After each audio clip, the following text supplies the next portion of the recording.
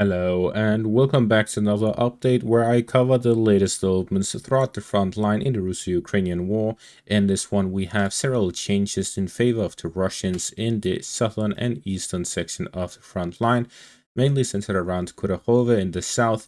We'll therefore start out in that direction. Starting out, the Russians have expanded their zone of control slightly southwest of the third coal mine.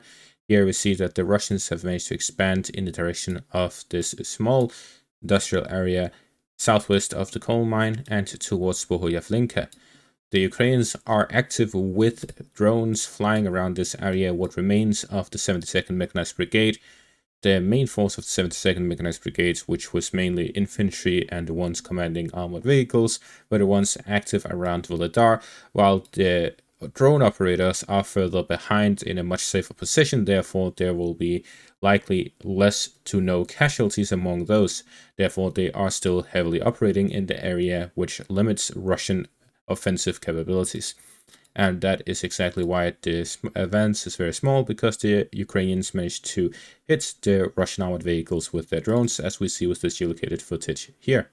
Moving further north in the direction of Kurakhove, there is a Russian breakthrough towards this village of Ostrivske, where the Russians have continued offensive operations along the railways from Krasnohorivka, where they managed to capture the settlement of Ostre and the prison just next to it, and now they've managed to reach Ostrivske. With this, the Russians have managed to physically cut the connection here between Oleksandropil towards Ostrivske, and they've also managed to reach the road across the bridge across the Vovchansk river line north of Ostrivske. This leaves two crossings remaining across the Vovchansk river line.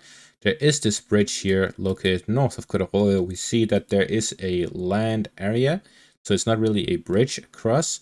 This allows the Ukrainians to have a safe crossing that isn't really something that the Russians can destroy. There is this small section here. I believe it is a dam that is built across, so it's very difficult to destroy such a crossing. There is the railway crossing as well. Yet again, there is a large landfill area. They've likely filled the river with something, and that allows them to be safe crossings. There are small areas where the Russians can destroy a hit, but that will be very easy to fix. So generally, the crossings will continue. Therefore, a Russian encirclement of the Ukrainian forces in the area would need a physical cut off of the road. Therefore, the Russians would need to go as far east as Hirnyk in a operation to cut off the Ukrainian forces here along Hirnyk, Kurakhove, Vovchansk, and so on. In the direction of Kurakhove itself, the Russians are now very close to the settlement, and they are just really by the final settlement ahead of it. This allows the Russians to be so close to Kurakhove that they can have fire control over parts of the settlement, and they can start heavily bombarding it. South of Ostre, the Russians have managed to capture a larger portion of the northern bank of the river line going through the north of Maximilianivka. With further control over the area, they can soon start an offensive from the northern flank as well as the rear of Maximilianivka, now that they have gotten so close to Ostrivske and gained a foothold within that settlement, to allow the Russians to cut off the connection between Maximilianivka and Kurakhove, and thereby somewhat operationally encircle Maximilianivka. There are several roads to the south of it, which the Russians would have to advance towards to gain fire control over those roads. Therefore, the Ukrainians will still have roads in and out of it. Will be close range within mortar range of the Russian forces, or will be heavy bombardment of it, especially with drone activity in the area, but it will still be usable. The Russian advance towards Ostrivske was geolocated with this footage here, confirming the Russian positions within the settlement and their breakthrough in that direction. In the north, in the direction of Sukharine, the Russians have advanced further, gaining further control of the eastern parts. They'll likely very soon gain full control over the eastern parts, and thereby gain a much better position within the settlement to then continue along the railways and to move on to the western parts of the settlement to gain full control of it. The heavy fighting continues in the direction of Sukharine and the general area towards Novoselidivka and Ismailivka further south. It is clear based on the developments recently in the direction of Kurakhove that this is the current main axis of Russian offensive operations in the direction of Kurakhove, both with assaults directly towards it from the east, towards it from the north, and along Maximilianivka. They are also continuing offensive operations in the Vuhledar direction towards the southern flank of Kurakhove. In the direction of Selidove, the northern flank of the settlement, the Russians continue advancing along the highway. We see that their objective is to cut off this supply line between Pokrovsk and Selidove, which they are now very close towards. The Ukrainians do not have any significant fortified positions in the area. They've also managed to reach the northern outskirts of Selidove. This will strengthen the Russian positions along the heights to the south of Novorodivka, and with this the Russians have improved their positions further on the northern flank, and they are very close to cutting off this main supply line towards Selidove. This, combined with the advances in the north of Sukharine, the Russians could launch offensive operation towards Mishneve, which would physically cut off the remaining parts of Selidove remaining under Ukrainian control. Selidove is a large settlement with a pre-war population of over 20,000.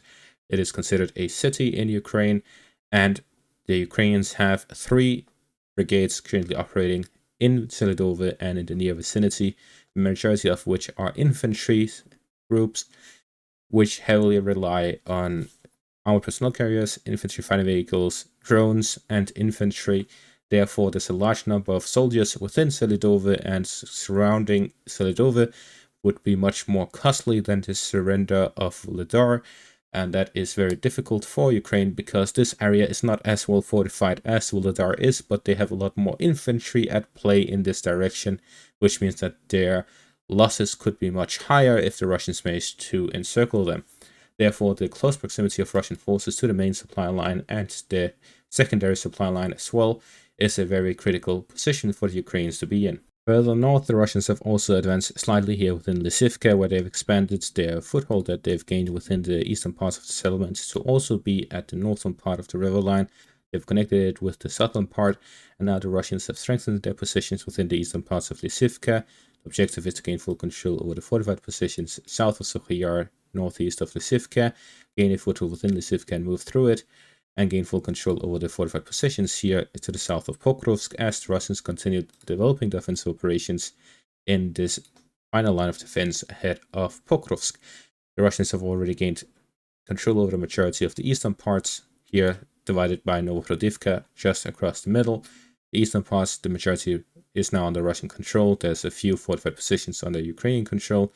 In the western parts, the Russians only have a foothold in the outskirts, and therefore it can be considered the majority is under Ukrainian control. But in general, offensive operations continue in the Pokrovsk direction. This is still in the staging grounds of the offensive, where they are looking to improve their positions ahead of launching assaults towards Mirnorod and Pokrovsk. In the Toretsk section of the front line, the Russians have expanded the zone of control southwest of the high-rise apartment complex area and are now within the outskirts of the industrial zone in the southwestern parts of Toretsk. This industrial zone right here is the main defensive position of the Ukrainians. If the Russians can control of it, they can flank the fortified positions southwest of the city, and they can advance in the direction of Sherbynivka. Thereby, we can confirm that whoever has control over the industrial zone and the heights in the area will gain a significant advantage. The Ukrainians are holding the defensive lines in the southern flank thanks to the industrial zone and the fortified positions here southwest of Toretsk. If the Russians flank these by advancing through them and flanking their positions, they'll be able to cut off their forces, similar to Nelipivka, where they quickly gain control over the area within just a few days. They'll be able to reach Sherbynivka and flank these fortified positions, cutting off the Ukrainian soldiers.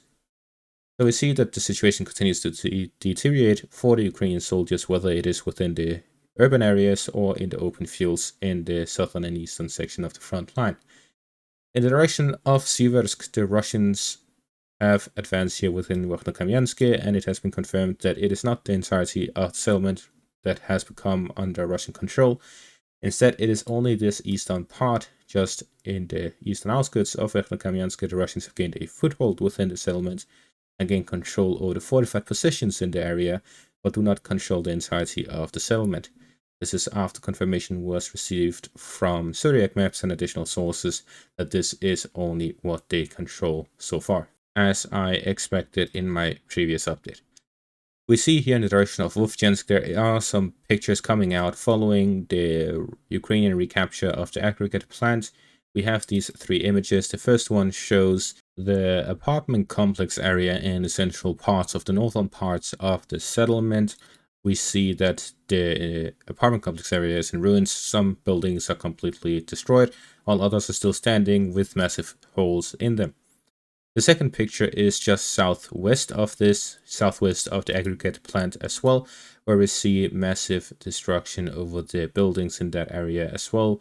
There's a large gap between the aggregate plant and what's behind it. This is why the Ukrainians were claiming that they had encircled the Russian forces, because any Russian forces moving through to resupply the Russian forces within the aggregate plant would have to walk through the open fields, and therefore the targets for Ukrainian artillery and drones. The third and final image is of the aggregate plant, and again, as we can see, the area is completely destroyed from all of the bombs. The Russians were planning a lot of FAB bombs on the different areas in Vovchansk.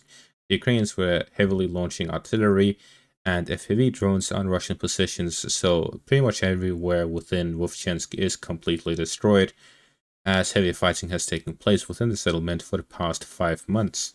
And that is all for this update. Thank you all for watching. Make sure to leave a like, subscribe, and check out my Patreon and YouTube membership for additional content. I recently analyzed the significance of the capture of Vuhledar, so make sure to check that out. Thank you all for watching, and have a great day.